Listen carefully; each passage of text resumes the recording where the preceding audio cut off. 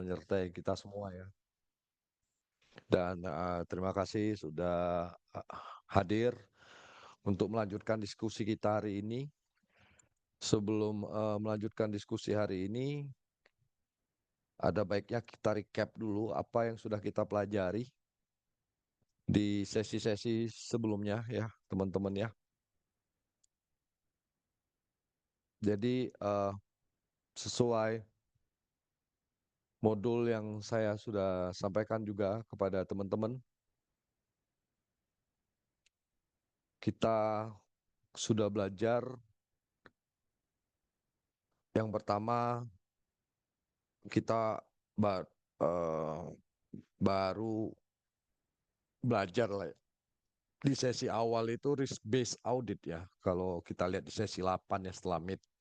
Karena saya melanjutkan setelah MIT. Risk based audit. Jadi audit berbasiskan risiko. Sesuai diskusi kita dan teman-teman juga mengetahui bahwa pelaksanaan audit itu harus berbasiskan risiko, gitu ya. Itu kita belajar itu ya. Nah, saya harap hal ini menjadi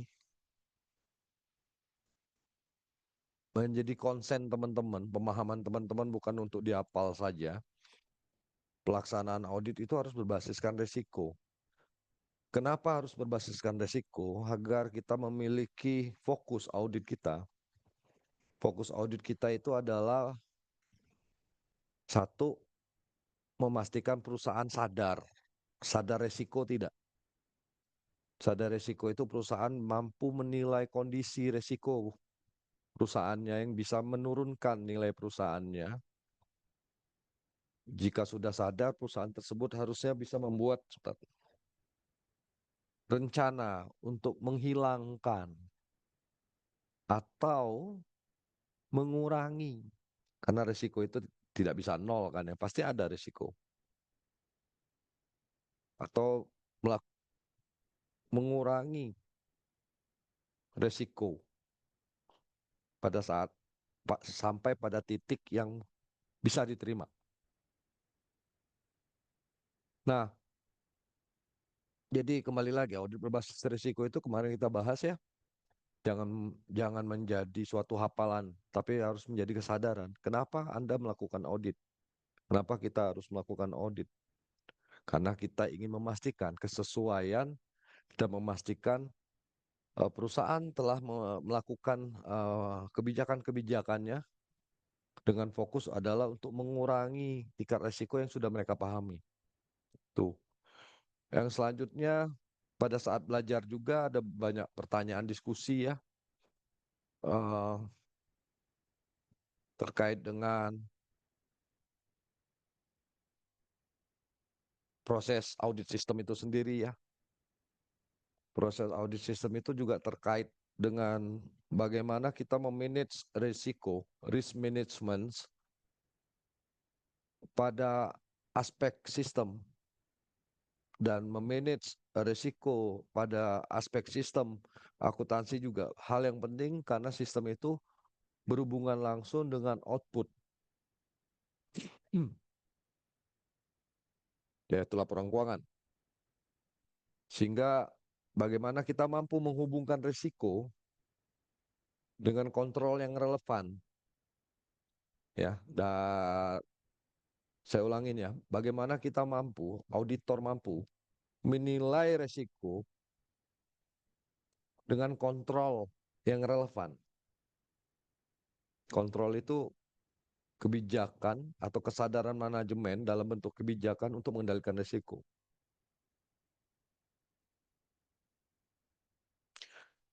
Kita juga belajar tentang sistem itu penting sebagai sistem otomatis, ya, karena penting sistem otomatis pun memiliki risiko. Audit berbasis risiko bukan hanya checklist, ya, bukan hanya checklist ini udah selesai, ini ada dokumennya dan lain-lain, bukan. Tetapi di tingkat magister ini diharapkan Anda itu memiliki pemahaman proses. Ingat, paham, bukan hafal ya. Paham, pemahaman proses dan prioritas dari proses yang menjadi fokus. Nah, proses apa yang menjadi fokus? Ya adalah proses yang sudah Anda dalami resikonya. Oke ya. Jadi contohnya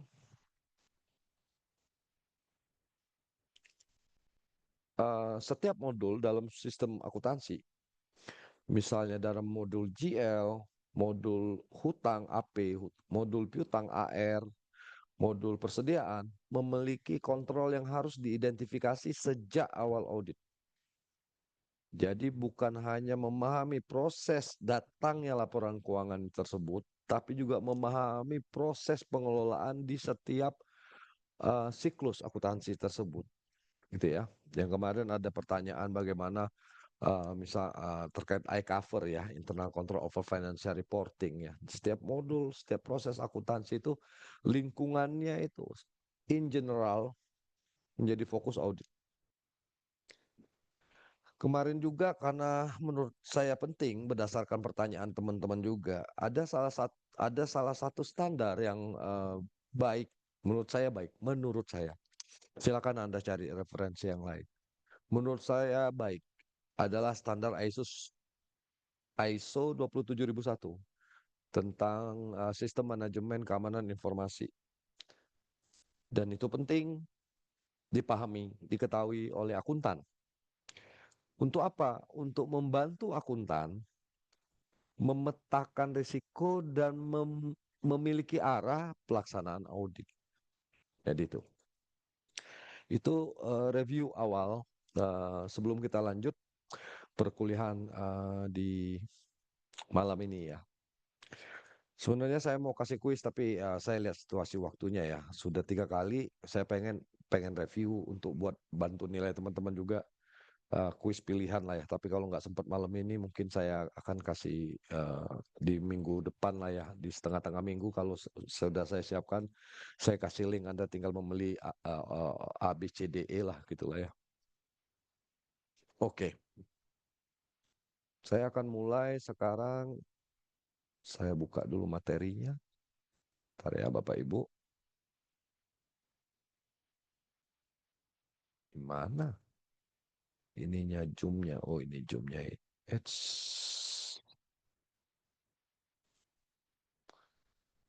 Saya udah share di sini. Oke. Anda sudah punya modulnya ya. Sudah punya modulnya silakan nanti dibaca sendiri.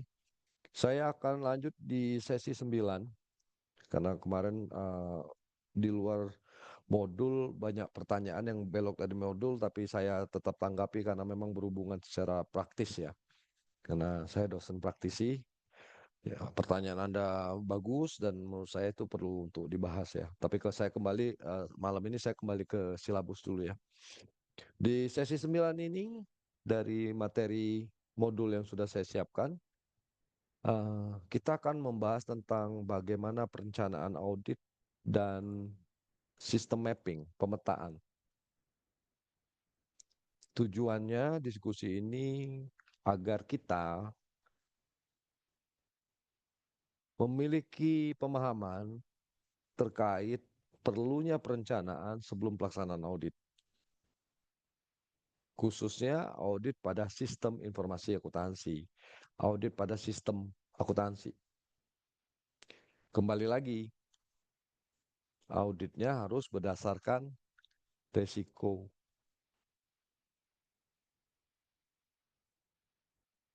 Ya. Dan selanjutnya yang penting adalah membuat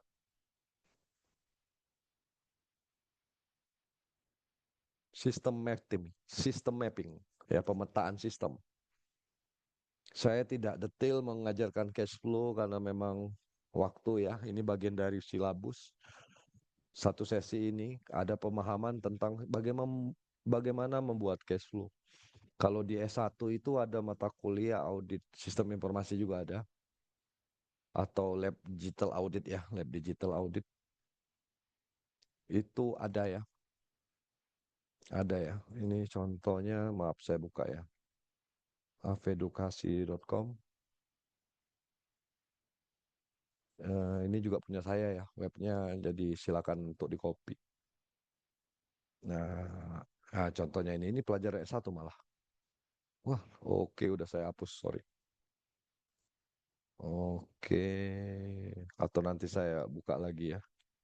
Tentang flowchart gitu ya, bagaimana pelaksanaan audit berbasis flowchart ya. Nanti ada. Nah, di sini kita cukup uh, review tentang membuat sistem mapping ya, menggunakan flowchart ya.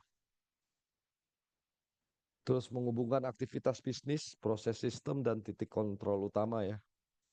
Dan menentukan lingkup, tujuan, dan prosedur audit. Oke, itu tujuannya ya. Saya tidak membacakan, teman-teman. Silakan Anda baca sendiri. Dan kita bahas diskusi di sini ya. Apa pengertian audit? Aduh, sorry. Saya sepertinya tarik. Waduh, sorry ke tertarik. Mas, maaf.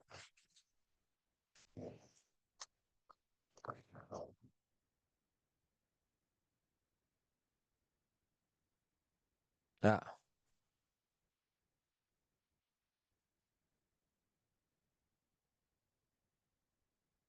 silakan kita baca. Saya kasih waktu untuk membaca tentang pengertian audit planning dalam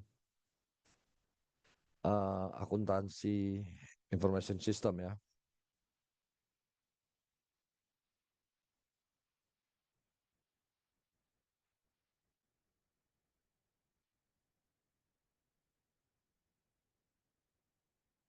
Oke, sudah dibaca?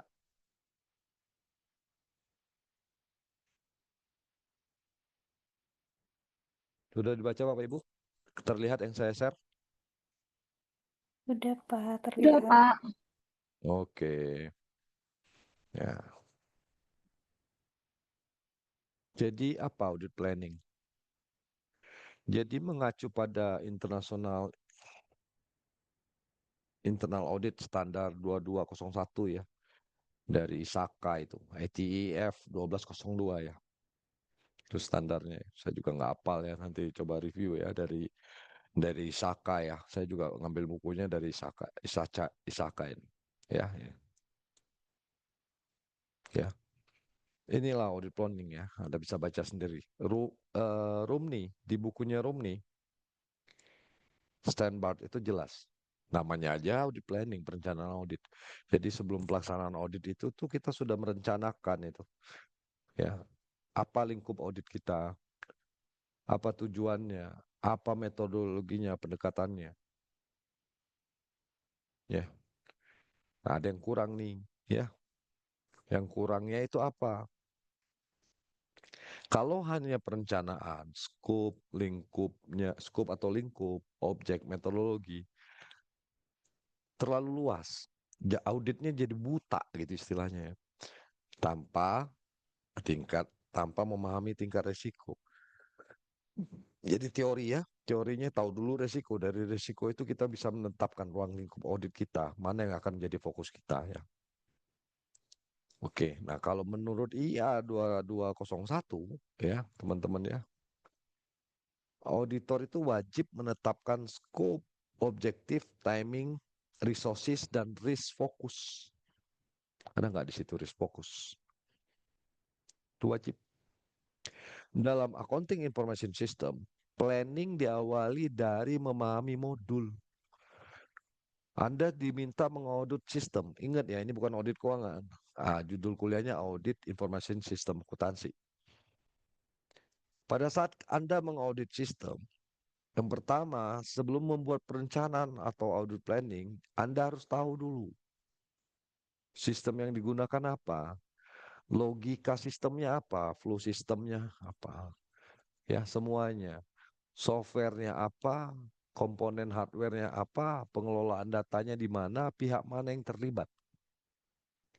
Tanpa itu semua, kita terjun ke eh, eh, pelaksanaan audit, kita jadi buang waktu, buta kita nih. Saya mau mulai dari mana dulu gitu ya. Oke. Jadi nanti ada ada penjelasannya ya di tahapan auditnya ya, di prakteknya ya. Jadi pahamin dulu. Selanjutnya tujuannya memahami ini tuh kita mampu menilai, Bapak Ibu. Kita diharapkan mampu menilai, ya. Kita mampu menilai risiko di sistem itu. Oke ya. Ya, jadi tulisan ini ya di standar mengatakan auditor must develop and documents a plan for each engagements including the engagements objective scope timing and resources allocations, not just words, not just definitions, but point understanding from this standard yang tadi yang saya sampaikan. We must make preliminary audit.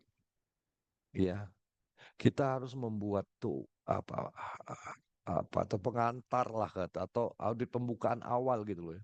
Dengan cara apa? Observasi.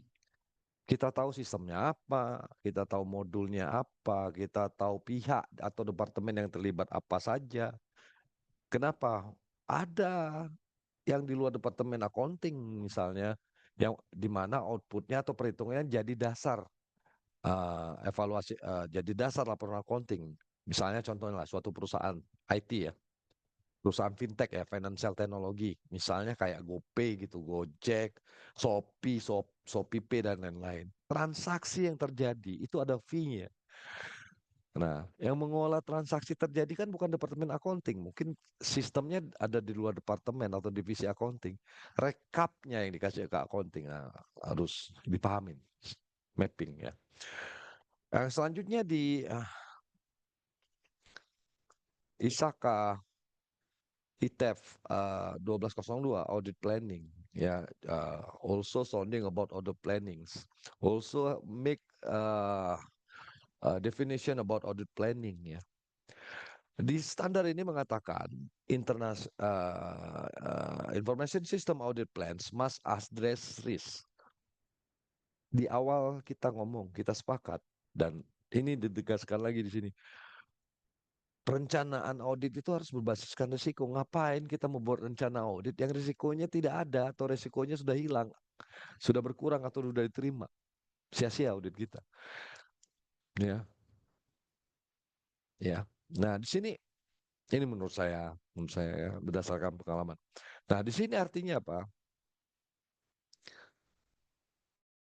Bagaimana kita mampu pada saat menyusun audit plan ini nih, pertama kita harus menilai tentang resiko, tentang risk, dan audit plan kita harus berhubungan dengan risk. Audit plan ini bicara tentang apa? Resources, sumber daya, sumber daya. Sorry ya, ini saya stylusnya agak error. Saya harus berdiri nulisnya ternyata. Resources. Sumber daya ini terkait dengan auditornya, manusianya, humans, terkait dengan waktu, timing tadi ya. Terus ini berhubungan dengan scope, lingkup. Scope ini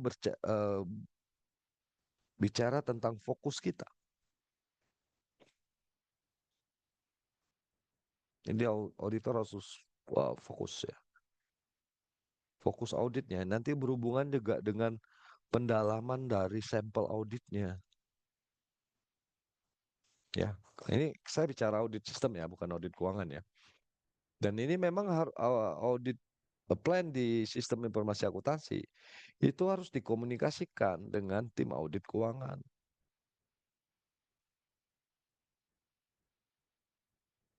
Dikomunikasikan. Dari sisi audit keuangan, fokusnya di risiko apa? Misalnya ada indikasi terkait dengan eh, piutang yang terlalu lama, ada indikasi dan ada indikasi misalnya ada kegagalan sistem dalam mengontrol piutangnya, atau ada indikasi transaksi yang diolah by sistem keliru sehingga berpengaruh terhadap pengakuan pendapatan dan lain-lain gitu ya. Ini harus berkomunikasi. Oke, sebelum saya lanjut ada pertanyaan di sini. Ini poin yang kita bahas ya, baru mulai ya. Izin bertanya dong, Pak. Ya, maaf dengan siapa ini? Billy, Pak. Silakan Mas Billy. Saya mau nanya, Pak. Seberapa besar perbedaan interpretasi antara IA, IA standar 2201 dan ISAKA ITAF 1202 ketika digunakan secara bersamaan dalam pertanyaan audit IS itu sendiri, O- Pak. Tadi kan ada tuh jelasannya, Pak. Oke, baik, terima kasih Mas. Eh, yang pertama, ya, saya menggunakan dua standar ini ya sebagai referensi dalam menegaskan eh, bahwa resiko itu harus disertakan dalam perencanaan audit gitu ya. Kalau ke pertanyaan Mas Billy tadi, hmm, ini makanya saya bilang yang relevan. Seberapa besar apa Mas pengaruh perbedaan atau apa? Iya, perbedaannya, Pak. Oke, kalau menurut saya pribadi sih tidak ada perbedaan ya, justru saling menegaskan. Kalau di IIA ini standar 2201 IIA ya, eh, tentang perencanaan dan penugasan audit, dia fokusnya adalah perencanaan audit itu berbicara tentang objektif, scope, timing, dan resources allocation ya. Oke ya, memang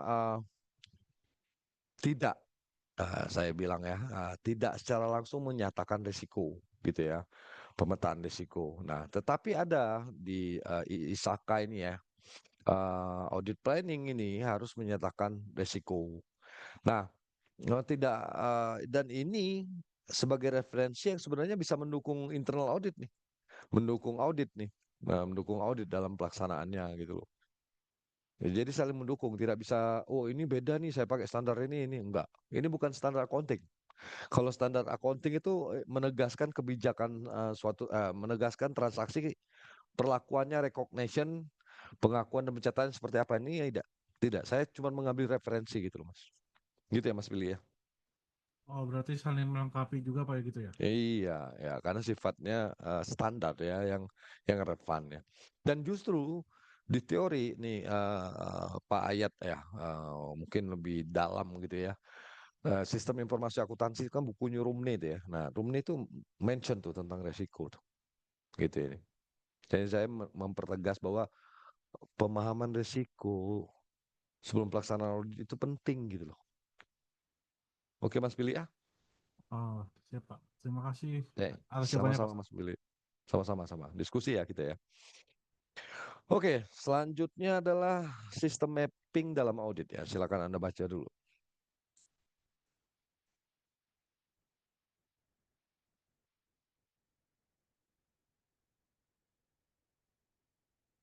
Sistem mapping, visualisasi alur data dalam sistem informasi akuntansi. Ini memberikan auditor gambaran besar tentang alur sistem dan alur data. Bagaimana data diproses, bagaimana disimpan, dan bagaimana dikontrol. Nah, Bapak Ibu, dalam mengaudit ini sebenarnya alat bantu ya. Dan pada saat observasi, boleh kita observasi awal ya. Bagaimana sistem ini diproses, dikumpulin tuh. Mungkin yang auditor tahu lah pengalamannya. Dikumpuli orang-orang departemen yang berkaitan dengan proses ini. Accounting, orang IT, dan lain-lain cerita. Nah, auditor sebaiknya meminta ada mapping sistemnya enggak? Itu menggambarkan proses datanya. Ya, menunjukkan datanya disimpan di mana, menunjukkan misalnya ada hardware apa aja yang terlibat, misalnya ada server,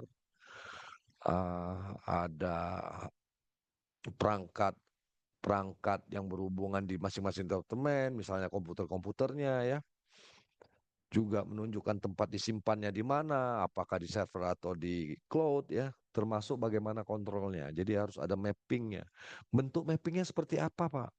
Ya, ya, bentuk mappingnya bisa flowchart, ya, flowchart gitu ya. Ya dulu waktu Anda kuliah itu kan ditunjukkan ini sebentar saya cari stylus saya.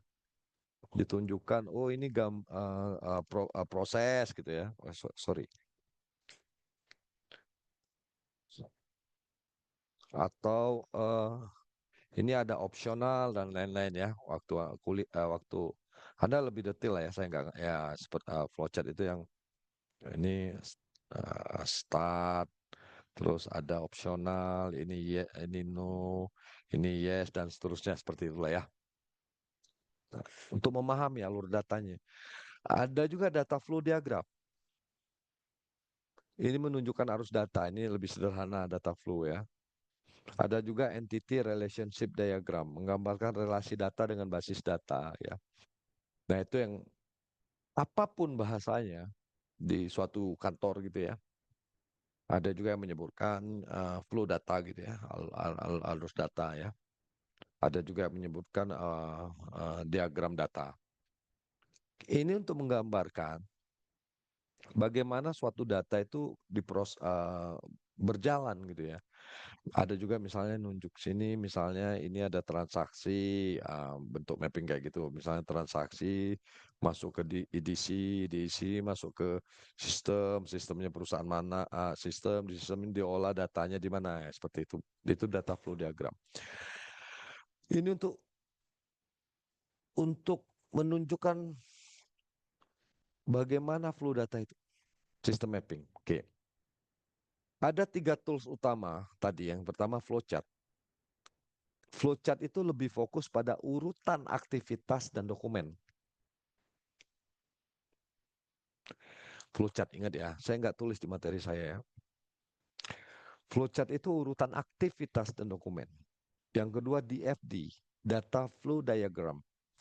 Itu lebih fokus arus data antar entitas. Entitas itu bisa departemen, bisa bagian, bisa divisi.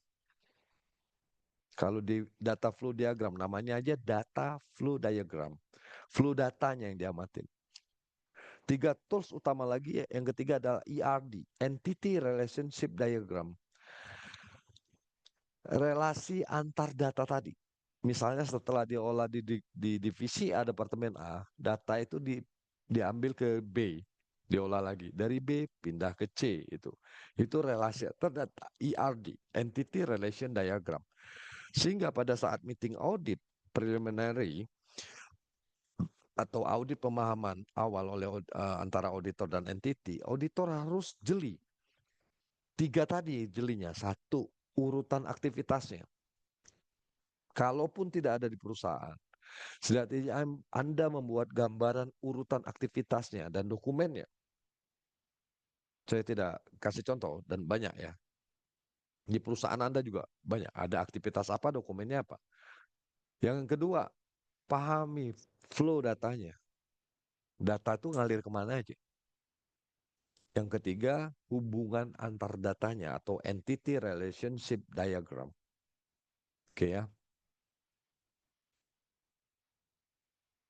Oh ini. Nah, tadi menurut Romney ya, enggak saya tulis ya. Pemahaman data itu adanya ini, ada tools ini, itu mempercepat kita untuk memahami ini proses mapping nih, mempercepat kita untuk memahami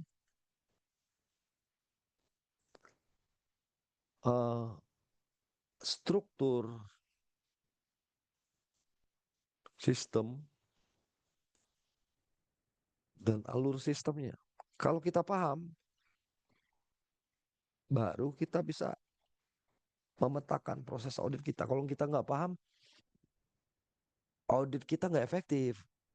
Banyakan nanya flow-nya, tapi tidak tanya apa resikonya dan tidak menguji resikonya. Sehingga sebelum audit sistem biasanya cukup lama ya, preliminary itu yang memahamin ya. Nah, oke. Dari sini paham Bapak Ibu?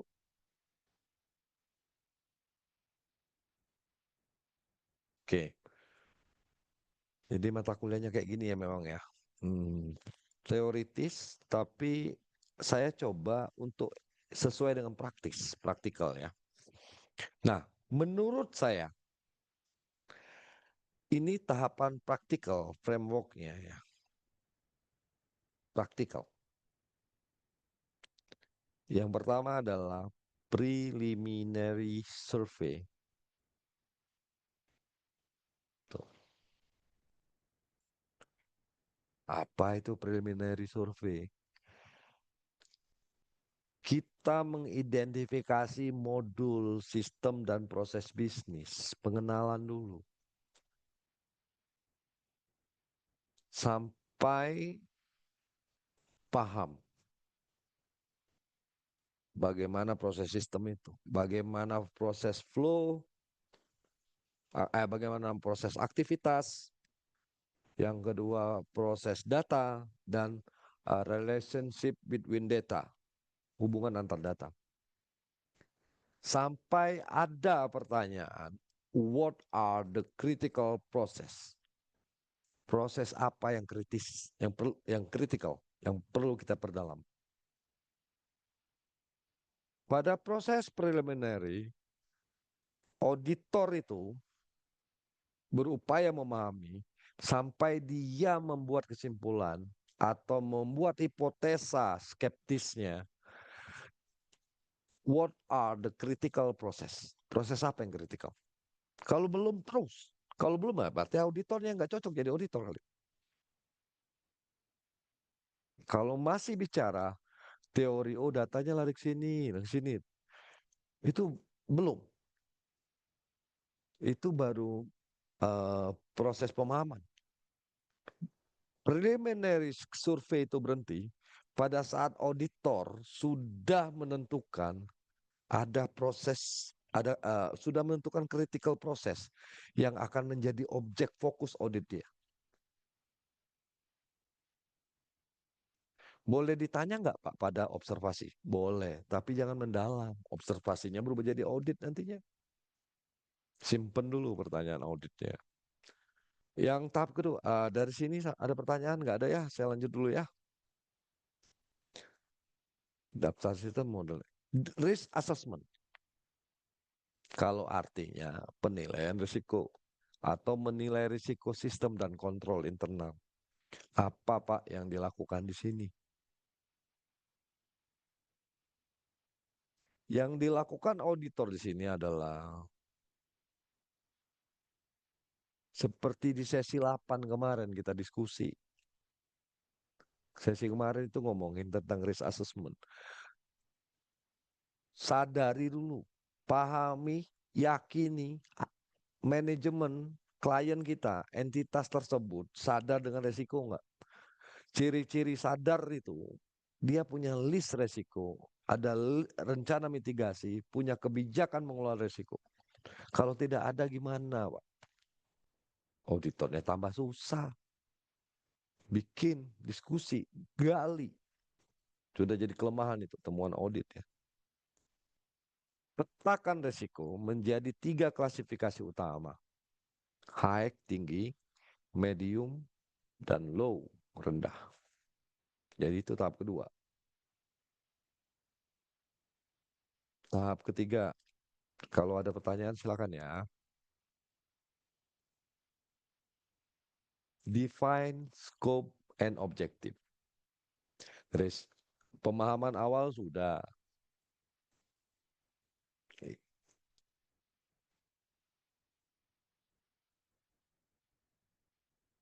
Pemetaan resiko sudah. Kalau sudah tahu apa titik yang kritikal, tadi saya bicara tentang critical point di sini.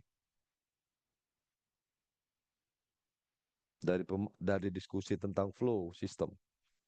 Di sini ada list resiko. Carilah yang high.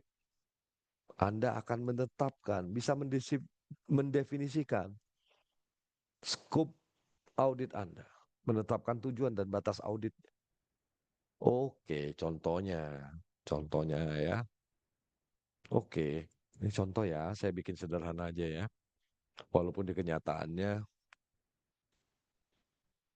lebih luas. Oke, dari contoh ini, oh yang kritikal penjualan misalnya. Oh yang kritikal di audit modul payroll nih. Atau terkait sistem inventory, berarti sistem data arus kasnya kita audit. Atau audit akun GL yang sensitif lainnya. Nah, dari mana? Jadi, scope dan objektif audit, not directly, tapi dari previously activity from preliminary risk assessment. So, kita bisa bikin define scope and objective. Nah, agak sulit memang. Kalau kita misalnya anggap aja internal audit. Tanpa misalnya memahami ini atau belum pernah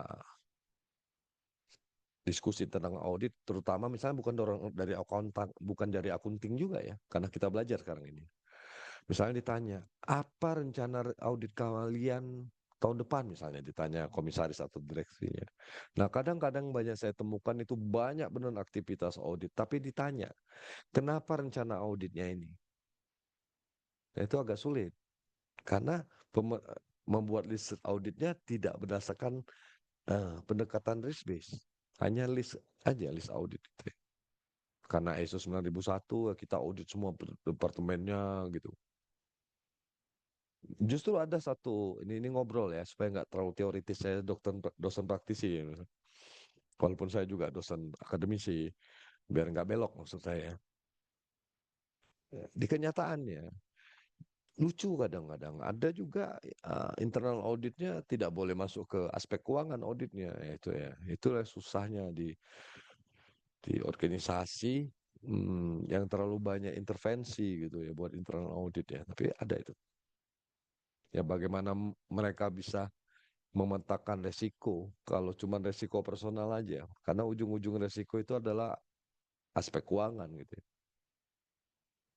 Ya bukan rahasia umum kadang-kadang juga rekayasa untuk laporan keuangan bagus, manajemen laba, menyalahin governance, bikin rekayasa supaya labanya tinggi, prestasi manajemen direkturnya bagus, banyak banyak hal yang dilanggar. Menutupin informasi dari kantor AKAP eksternal, kadang-kadang IA-nya juga ikut terlibat, ya itu kan. Ya bukan rahasia umum lagi lah di suatu negara ya. Kayaknya di Indonesia enggak deh.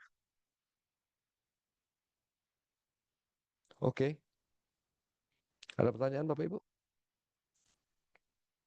Nah, itu tahap ketiga.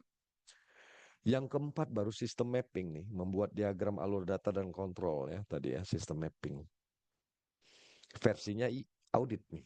Dari pemahaman kita tadi ya, oh kita coba petakan lagi ya menurut pemahaman auditor. Nah, nanti dikonfirmasi benar nggak seperti ini. Jadi auditor Risam bikin summary dari data-data yang ada, dibuat lagi flow pemahaman auditor dari arus data, arus dari arus data dari aktivitas dan kegiatan, dan auditor mengkonfirmasi, terutama mengkonfirmasi aktivitasnya dengan pihak operasional, dengan klien, sambil menyimpan, ya, ini saya bicara dari sisi auditor ya, sambil menyimpan potensi-potensi pertanyaan yang akan kita dalami terkait dengan key control point ya, apa itu approval matching, ini kuncinya. Key control point-nya itu pada saat konfirmasi sistem mapping itu yang pertama approval, ada nggak approval di setiap aktivitasnya yang berhubungan dengan aktivitas keuangan lah ya misalnya, atau ada aktivitas pengelolaan data yang berkait dengan keuangan. Matching, pemeriksaan kesesuaian. Bisa juga by data. Datanya dikeluarin, di matchingnya di Excel. Excelnya jadi laporan keuangan, itu jadi temuan. Authorization, apakah authorization otomat keluar dari data, otorisasinya by system, atau ada fungsi manusia untuk mengotorisasinya, siapa manusianya, apa bukti otorisasi manusia yang sudah benar, dan yang ketiga rekonsiliasi, pencocokan kembali. Itu tujuan sistem mapper. Oke, saya lanjut. Yang kelima, audit prosedur design. Menyusun langkah pengujian. Test of control, test of detail. Itu kuncinya ya. Menguji bagaimana pengendaliannya dan test of detail. Test of the TUC, test of control ya, sering ya. Itu audit prosedur design. Kita sudah mendesain apa yang akan kita uji terkait kontrolnya, itu test of control. Bukti-buktinya dikumpulkan, mana bukti approval, mana bukti penunjukannya, mana bukti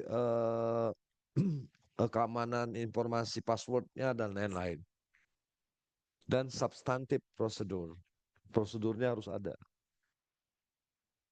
Agak repot ya Pak, sistem audit sistem. Poinnya adalah saya kasih tahu, saya mungkin stop share dulu. Bapak-bapak, ibu-ibu, ya, bedanya dengan audit. Ini saya masih share nggak ya? Oh nggak ya?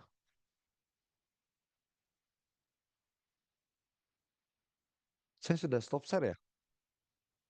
Sudah, Atau masih? Pak. Bapak. Oke ya, karena ada tulisan putih, ternyata nama Rana enggak putih doang. Saya kira itu sharean saya. Oke, saya matiin yang share karena ini penting, fokus. Bedanya audit IT dengan audit sistem informasi dengan audit keuangan yang utama. Audit sistem informasi akuntansi itu benar-benar berbasis dokumen. Bukti kontrol, bukti approval, bukti backup, benar-benar berbasis dokumen. Ya karena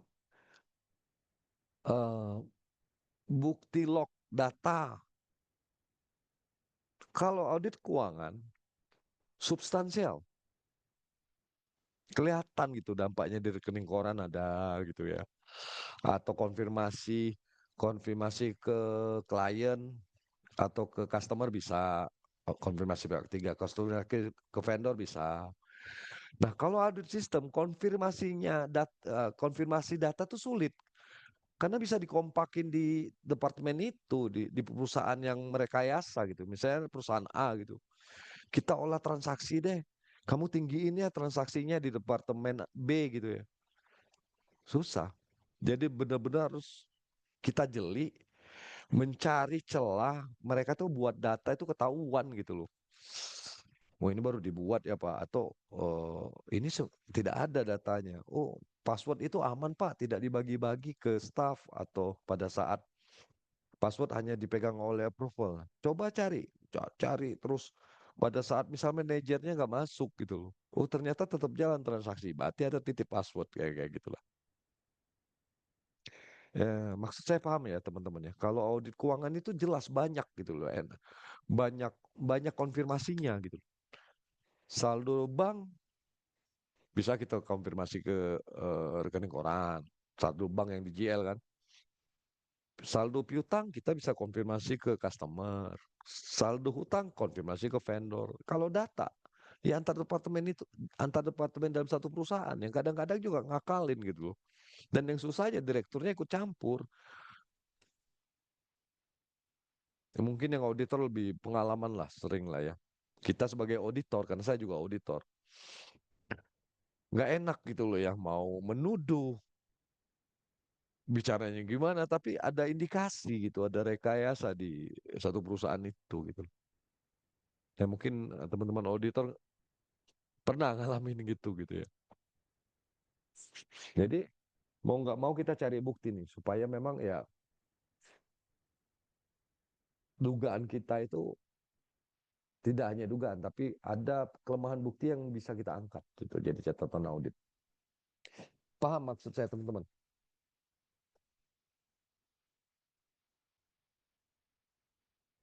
Gimana Razi? Paham Razi?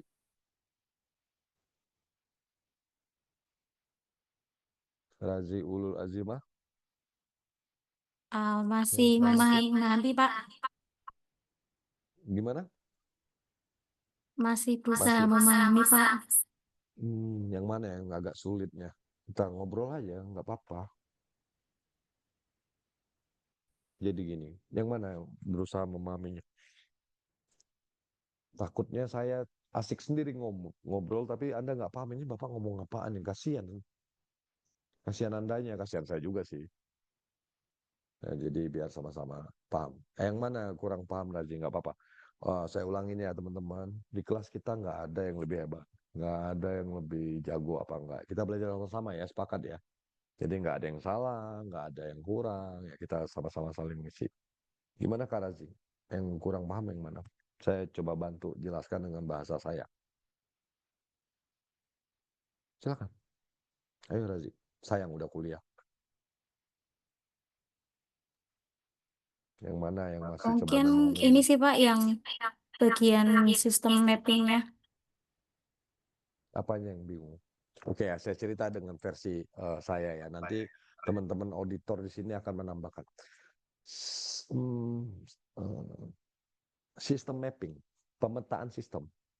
Kalau bahasa terangnya adalah pada saat Raji kerja auditor atau akuntan? Saya belum bekerja, Pak.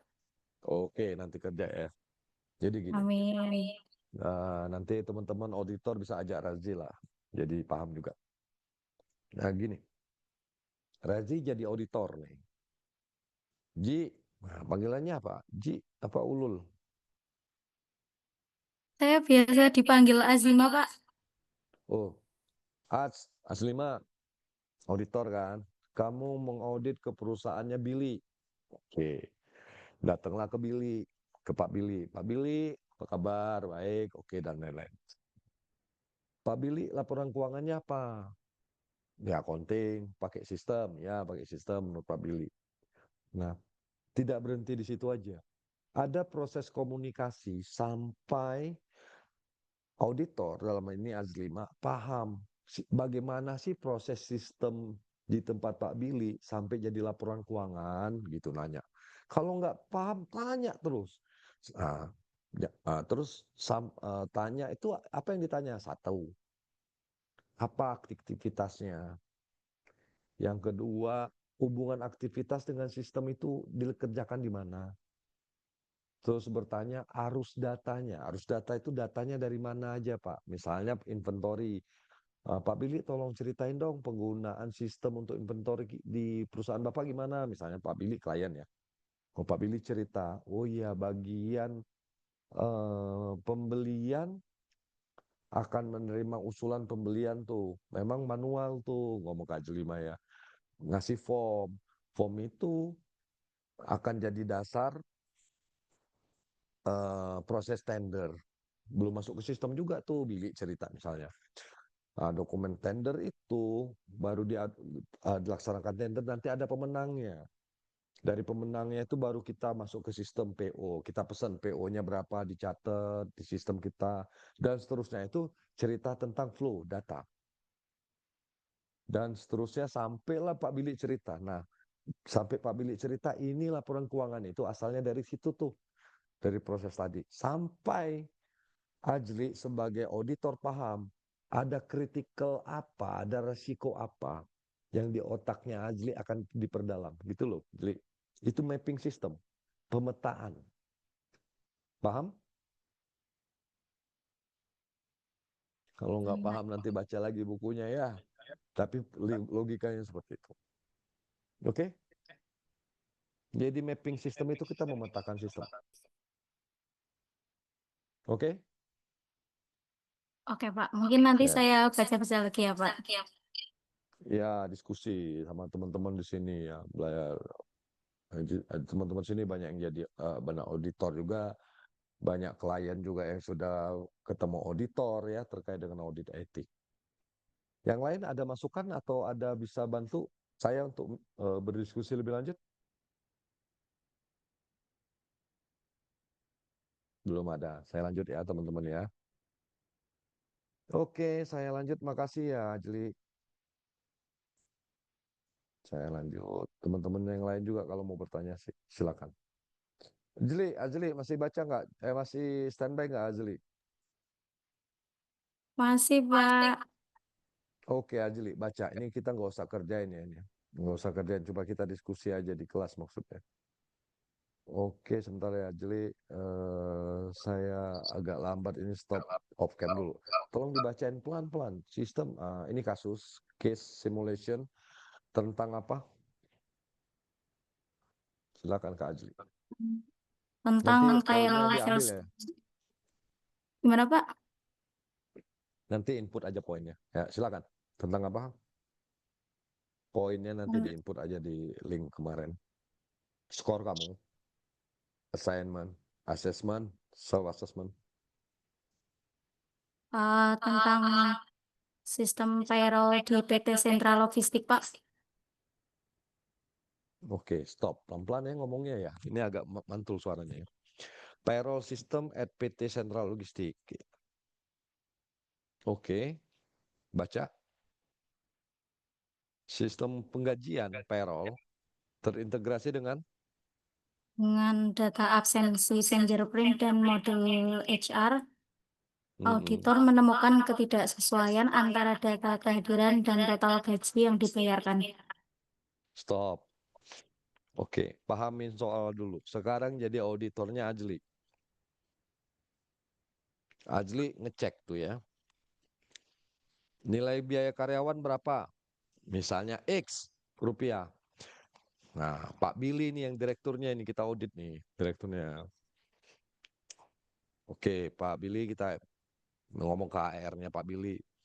Oke, data karyawan, sampel. Dari sampel data gaji ada. Kok total gaji ini dipengaruhi oleh absensi misalnya lembur gitu ya terutama ya. Kok nggak sesuai dengan data lembur yang ada di sistem payroll. Nah, kira-kira Ajli, yang salah itu sistem payrollnya atau sistem accountingnya atau ada kecurangan ini, kira-kira aja. Yang tidak sesuai kehadiran dan total gaji itu ya, Pak. Iyalah, ya kita lagi bahas itu. Ini kan yang kita gugat. Mungkin itu adanya kecurangan nggak sih, Pak? Ya, bisa aja. Hipotesa namanya, skeptis ya. Ada informasi tambahan. Input absensi di-upload setiap minggu katanya. Jadi dari data itu, ini ya, salah satu itu kan kita harus pahami integrasi antar departemen ya. Nah, ada input absensi di-upload setiap minggu. Artinya ada keluar dari sistem HRD, diambil datanya, di-upload mingguan.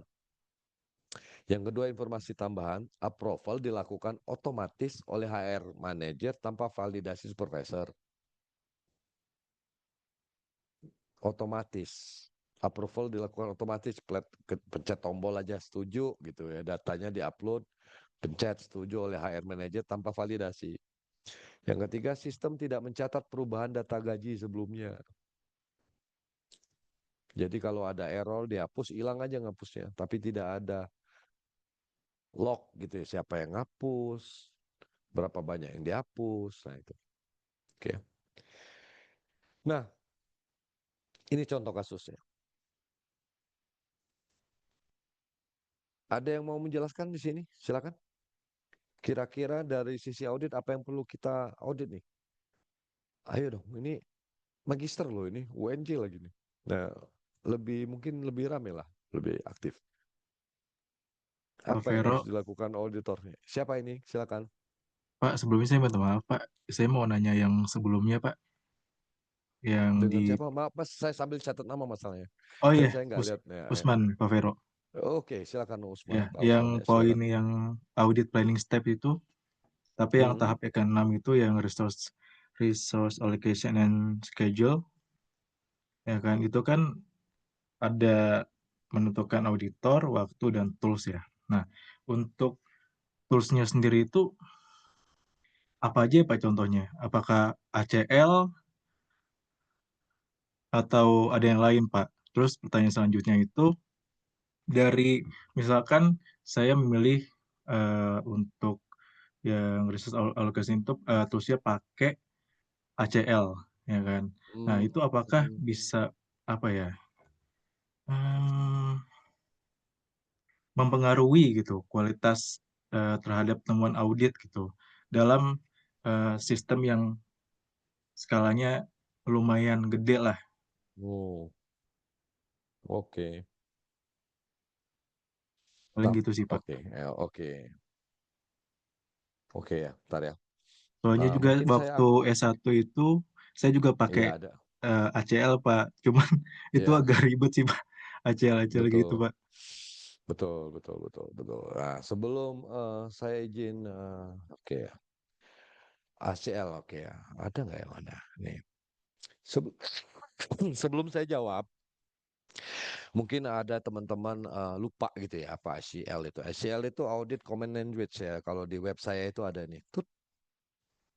Nah, ini saya tulis nih ya. Audit Common Language. Ya, buat di dalemin ya. Audit Common Language adalah perangkat lunak komputer assist audit techniques.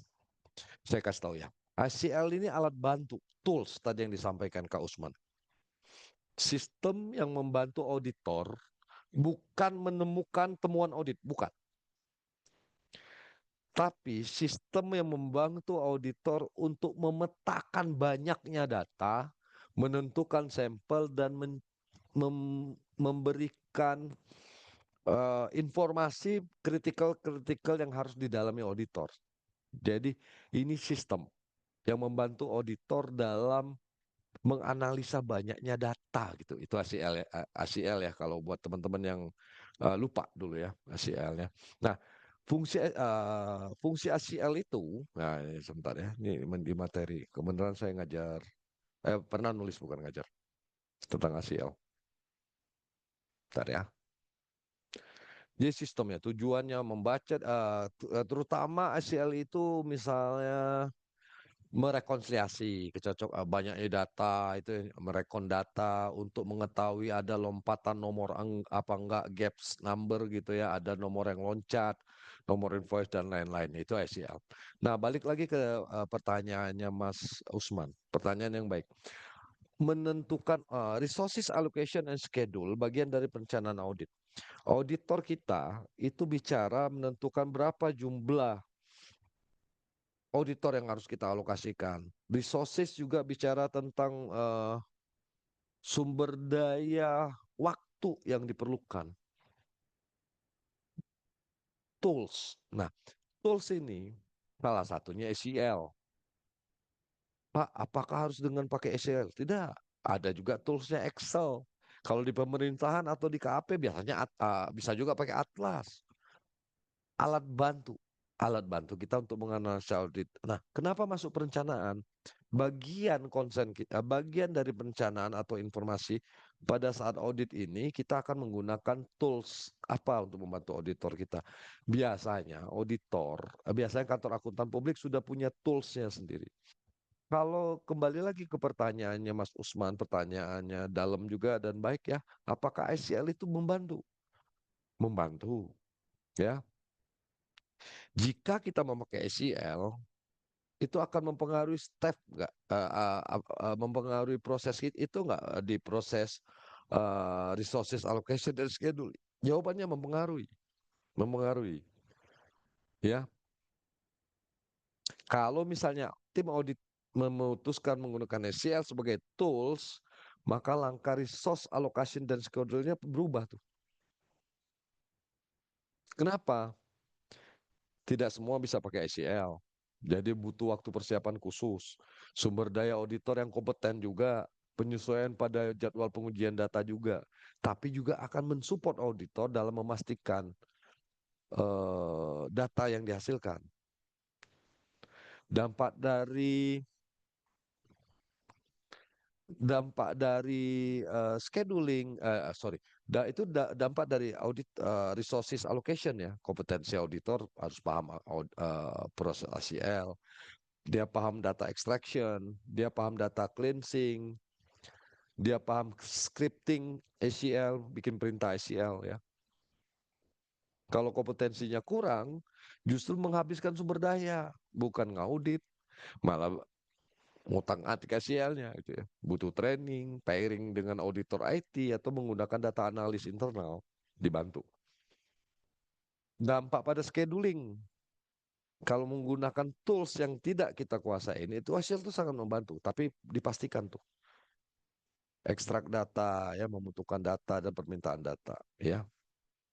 Tapi juga nih Mas Usman, dampak pada efisiensi audit. Seandainya sudah ada semua nih, kompetensi sudah ada, auditor sudah ada kemampuan ya, dan sudah ada kemampuan, data, pemahaman data juga ya. Kelebihannya itu tadi, pengujiannya lebih dalam, cakupan datanya bisa penuh, memenuhi hampir 100%. Dengan cepat bisa mendeteksi anomali lebih cepat, mengurangi pemeriksaan manual. Jadi itu toolsnya. Dampak penggunaan tools. Tentang ACL mungkin Anda bisa cari tulisan tentang ACL di materi di silabus. Saya nulis tentang ACL enggak ya? Tapi di S1 untuk S1 saya pernah nulis tentang ACL ya. Ini website saya, jadi silakan kalau Anda mau mau copy silakan. Demikian menurut saya, Mas. Baik, Pak. Terima kasih banyak, Pak, atas penyampaian. Sama-sama. Sama-sama, Mas. Oke, balik lagi ke kasus ini. Nah, ini contoh kasus ya. Oh, makasih Mas Usman, tadi saya lupa yang nomor 6 ini ya. Sama-sama, Pak. No, contoh kasus kita audit ya, dalam hal ini misalnya tadi Mbak Ulul A5 ya, ngaudit sistem payroll-nya, di mana ditemukan sistem payroll biaya pegawai ada dari data jam kerja pegawai. Jam kerja pegawainya ditelusuri itu ke data sistem aslinya, data awalnya. Data awalnya dari sistem payroll. Dikeluarkanlah sistem payrollnya. Kok datanya nggak sama dengan data perhitungan pada saat penghitungan biaya karyawan? Ya, misalnya ada informasi tambahan nih pada saat observasi. Oh, data absensi diupload setiap minggu, diinput malah. Input absensi diupload, jadi diambil tuh datanya dari luar, dimasukkan ke sistem akuntansi. Pada saat upload ada approve nih, tinggal klik tombol aja nih otomatis oleh HR manager. Upload selesai tanpa validasi. Terus selanjutnya sistem tidak mencatat perubahan data gaji sebelumnya, tidak ada lognya. Siapa yang upload, pernah dihapus atau tidak, ada yang merubah apa enggak. Misalnya yang mengupload si A. Misalnya ya, ini. Saya ubah aja di sini. A, HRD. Dia dapat data dari sistem payroll.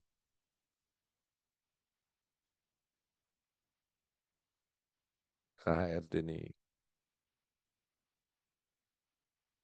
Dari HRD akan berdampak ke misalnya biaya lembur gitu, data keuangan ya. Ini accounting ya, sistemnya accounting. Sistemnya masih accounting. Nah, ini otomatis katanya tidak ada approval, misalnya contoh kasus dong tadi ya. Sama di sini tidak ada nih informasi, sama di sini tidak ada informasi tentang log datanya, log data, kapan uploadnya, pernah dihapus atau enggak, pernah diubah atau tidak, gitu. Nah, itu contohnya. Nah, dari kasus ini teman-teman cerita ini, sederhana ceritanya. Ini harusnya tugas kelompok ya, tapi bisa jadi ujiannya kayak gini ya. Ini nomor 1 nggak usah, saya nggak minta. Anda harusnya bisa mengidentifikasi nih key control point di setiap prosesnya. Anda bisa mengidentifikasi resiko apa dan rekomendasi kontrolnya. Apa rencana audit Anda dari kasus kecil ini? Ada gambaran nggak? Jangan-jangan ada jawabannya. Oh, ada, ya udah. Ya, nanti kembangin aja ya, belum tentu benar yang bikinan saya ini. Oh, ada lognya. Paham?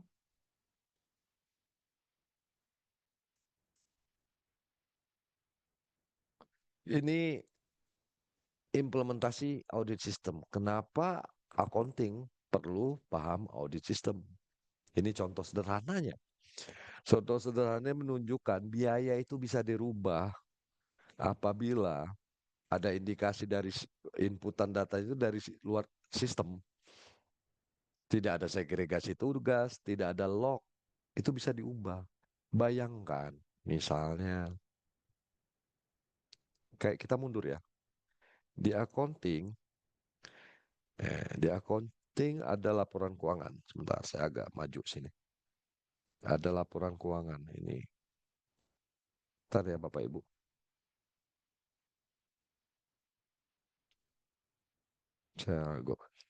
Accounting menghasilkan laporan keuangan. Di laporan keuangan PNL itu ada pendapatan dengan nilai misalnya 700 ya, triliun miliar rupiah. Berapapun 700 ya. Auditor, apakah percaya bahwa angka ini benar dengan melihat invoice saja, faktur pajak saja? Bisa jadi percaya. Ini udah benar Pak, nama 700 juga totalnya. Apakah berhenti di sini saja? Tidak. Pertanyaannya adalah data invoice ini diolah oleh siapa? Dari accounting mereka, Pak. Oke, misalnya oleh accounting mereka boleh lah ya. Beneran 700 enggak? Begini loh maksud saya. Kalau ini masuknya dari modul lain, modul ini beneran 700 enggak? Atau ada proses rekayasa di sini? Atau dari aktivitas lain ada proses. Nah, itu tadi. Setiap bisnis flow-nya kan beda-beda tuh. Itu yang harus kenal dulu. Apa sih flow bisnis di perusahaan ini gitu. Ada contoh nggak dari teman-teman? Silakan kalau ada contoh kita berdiskusi aja lah biar nggak bosan. Belum ya, biar saya juga memiliki pemahaman atau pengayaan dari pengalaman teman-teman. Ada contoh nggak? Kenapa? Ini contoh sederhana ya, sistem payroll, gaji, biaya diolah dan lain-lain. Capek ya pada diem.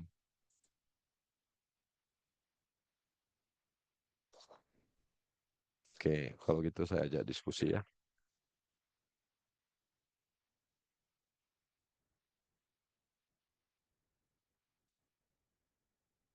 Bagaimana dengan Elita? Ada pengalaman Elita terkait dengan, wah, Elita auditor? Iya, Pak. Auditor keuangan atau auditor sistem? Keuangan, Pak. Keuangan. Nggak usah ceritain kliennya ya. Tidak usah diceritain KAP-nya juga. Ceritain pengalamannya aja. Mm-mm.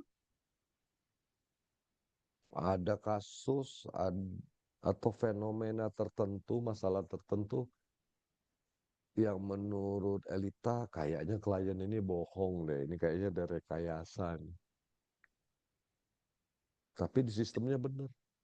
Atau ini kayaknya sistemnya bisa direkayasa deh. Ada nggak? Eh, Sempat nemu sih klien waktu itu kebetulan saya itu pendampingan IPO waktu itu dan kebetulan ini Oke. perusahaannya juga belum lama berdirinya juga, maksudnya secara sistem juga mereka masih beradaptasi gitu. Nah, di awal-awal itu kan kita biasanya kalau mau IPO kan kita audit 3 tahun pertama gitu ya, Pak.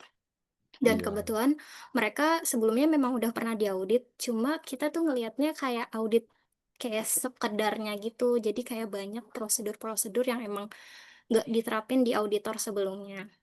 Terus Iya. pas kita maksudnya pas kita lakuin proses itu, khususnya tadi ini kan berkaitan revenue juga, kita Hmm, kan pasti butuh kayak TOC, TOD gitu-gitu. Kita butuh minta betul. supporting dokumen gitu ya, Kak.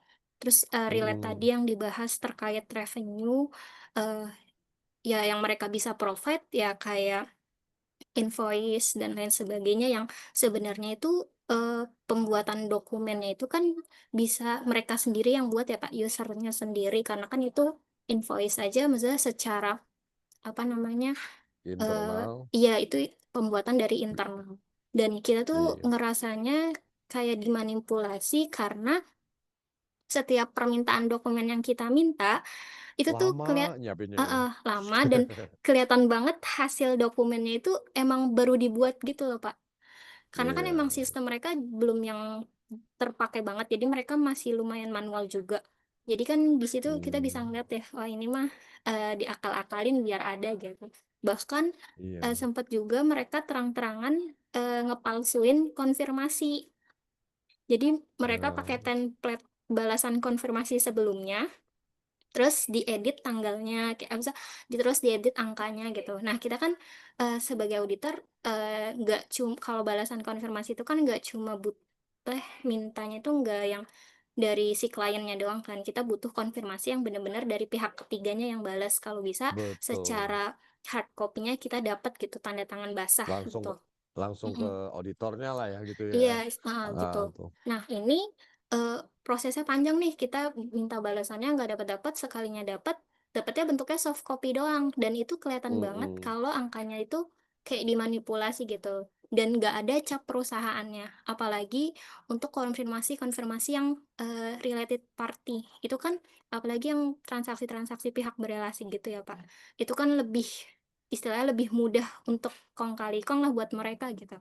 Nah, itu sih pengalamannya. Jadi agak kitanya jadi prosesnya jadi 2 kali kan. Maksudnya untuk make sure terkait prosedur atau terkait bukti-bukti yang kita terima karena kita belum bisa meyakini kewajarannya gitu, angka validan angkanya. Jadi kita harus ada tambahan-tambahan prosedur lain. Oke, terima kasih Mbak. Ya, berharga sekali pengalaman auditornya ya. Dan memang auditor dalam hal ini banyak hal untuk memastikan skeptik profesionalismenya itu terjawab dengan bukti yang wajar gitu ya. Nah, dari penjelasan Mbak Elita tadi jelas ya. Dari kualitas sistemnya sendiri itu juga masih banyak pertanyaan misalnya gitu ya. Karena masih banyak peran serta manualnya, belum sempurna, dan bisa dikatakan peran serta manusianya banyak gitu ya. Konsistensi antar modul atau relationship between modulnya sangat rendah sekali.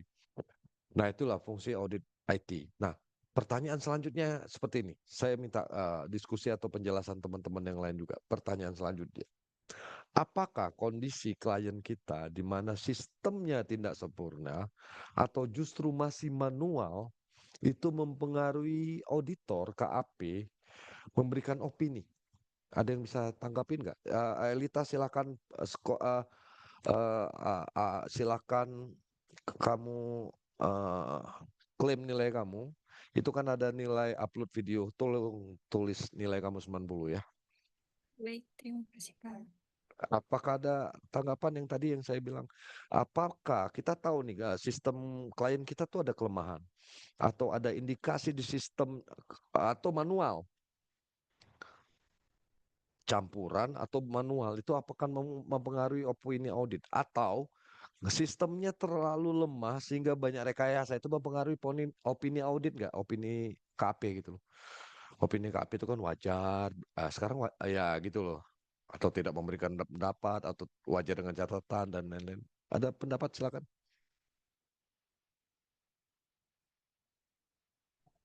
Pertanyaan sih Izin Pak, mempengaruhi nggak? Siapa? Apakah suara saya sudah terdengar, Anissa? Oh, Anissa kelihatan, tapi biru. Nggak apa-apa kalau Anissa nggak kelihatan. Ya, gimana Anissa? Oh, kelihatan sekarang Anissa. Iya, Pak, ini silakan. diskusi aja sih, Pak. Tapi kan Oh, saya diskusi ya, bukan kelas kita sebagai diskusi. auditor. Nggak apa-apa. Saya sebagai auditinya malah bagian finance. Iya, berarti Nah, bagian mungkin merekayasa ya. Bagian canda loh. mungkin Oke, kalau gimana? menurut saya auditor itu kalau misalnya mengaudit perusahaan gitu ya yang sistemnya masih manual, mungkin mereka Manual, akan ya. melihat dulu data pendukungnya kali, Pak. Apakah memang data pendukung ini udah sesuai gitu, kelengkapan bukti-buktinya. Terus menurut saya terkait opini itu mungkin dari auditornya itu akan memberikan rekomendasi sih kepada perusahaan itu. Sebaiknya Iya, apa sih yang harus dilakukan? Terus untuk perkembangan selanjutnya mungkin kayak gimana? Seperti itu sih, Pak. Mungkin akan diarahkan untuk mengadakan sistem yang lebih baik sih. Misalnya dari mungkin. manual Excel gitu, direkomendasikan untuk menggunakan aplikasi. Contohnya kalau keuangan mungkin aplikasi keuangan seperti itu sih, Pak. Ya. Iya, makasih Mbak. Nah, silakan nanti ya klaim nilainya ya. Oke, nah saya lanjut lagi lupa tadi. Ya, melanjutkan Mbak Anissa tadi. Memang ada gap selama ini. Saya bilangnya gap ya. Saya bilangnya ada jurang atau ada kendala ya, dilema gitu ya antara auditor. Saya ini akuntan nih. Saya akuntan. Saya bukan orang IT. Teman-teman juga akuntan, auditor. Mana sih yang mau saya utamakan gitu loh? Substansi keuangannya atau sistemnya? Nah, balik lagi ke Mbak Anissa tadi ya. Pada saat kita bicara audit, ya saat ini pelaksanaan audit sistem di accounting itu bagian yang mensupport audit keuangan. Audit sistem akan memberikan catatan, rekomendasi atau informasi tambahan masukan kepada auditor keuangan, Elita misalnya.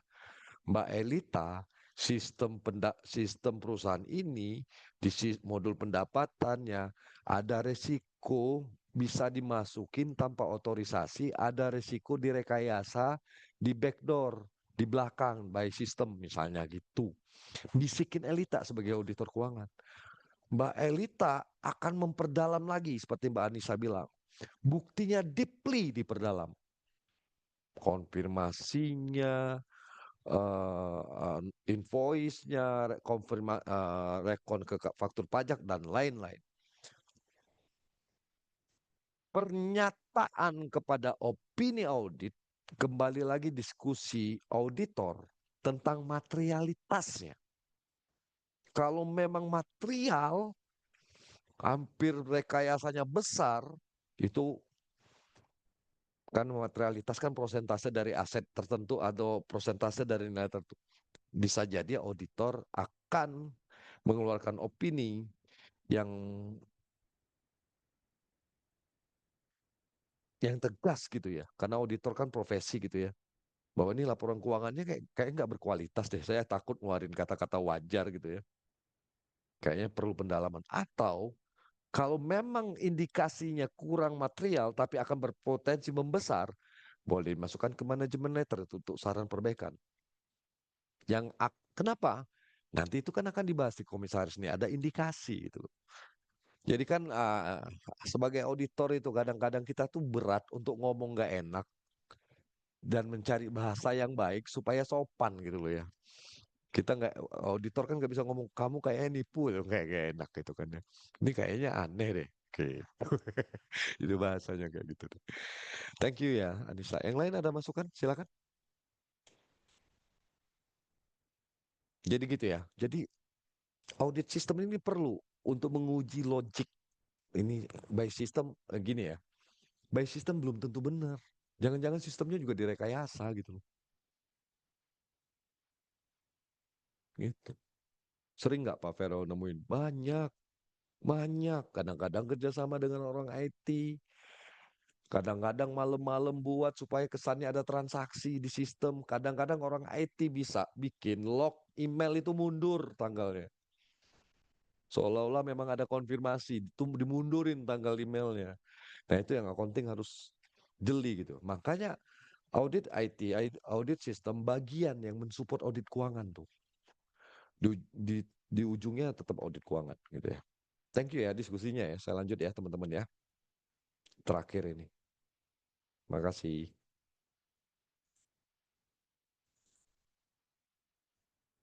Oke.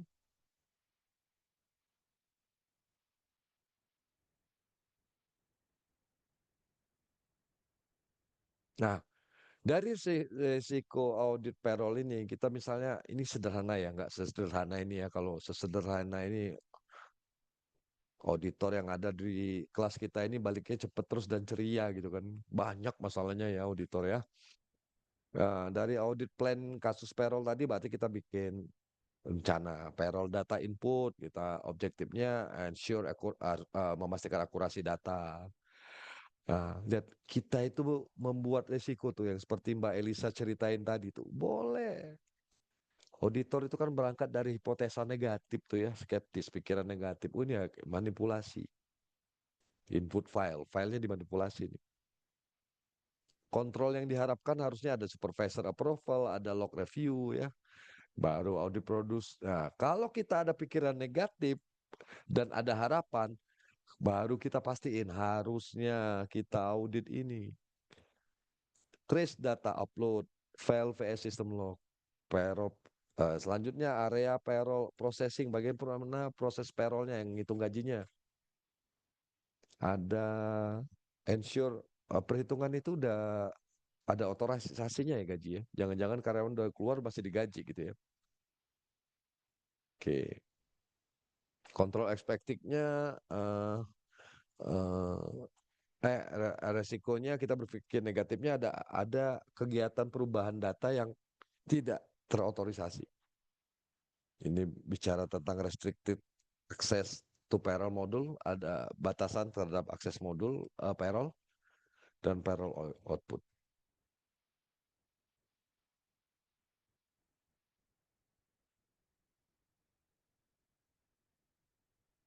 Oke, ini saya juga ada jawaban ideal ya. Jadi itu ya teman-teman. Di sesi 9 ini kesimpulannya adalah ya kesimpulannya apa di sesi 9 ini? Kita sudah bicara tadi ya tahap-tahap implementatif pelaksanaan audit sistem. Nggak jauh beda sama audit keuangan.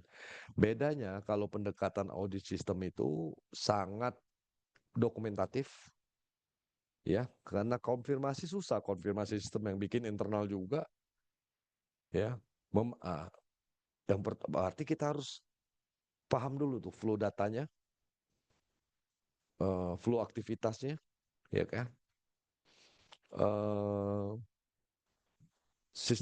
Selanjutnya kita tentukan critical aspek di sistem itu yang harus kita perdalam gitu ya. Itu contoh kasus ya. Di materi ini kita bahas tentang sistem mapping. Sistem mapping tadi bicara dengan Rezi Ulul Azima. Sistem mapping adalah bagaimana kita memetakan sistem itu. Sampai kita bisa bertanya ada kritikal apa tuh di sistem itu. Nah dari pengalamannya Elita tadi ya. Sistem itu support ya, support ke kantor ke audit keuangan. Mbak Anissa juga sounding tadi ya, bahwa sistem itu memberikan, mengkonfirmasi suatu transaksi itu memang terjadi atau tidak, dan masalah opini dikembalikan lagi materialitas gitu, dan substansial. Materialitas itu besarnya nilai ketidakwajaran, substansial itu dampaknya. Nah, kalau besar udah auditor berhak tegas. Baik, mungkin hari ini sampai jam segini aja dulu ya. Ada pertanyaan enggak dari teman-teman? Silakan. Dari Kak Usman.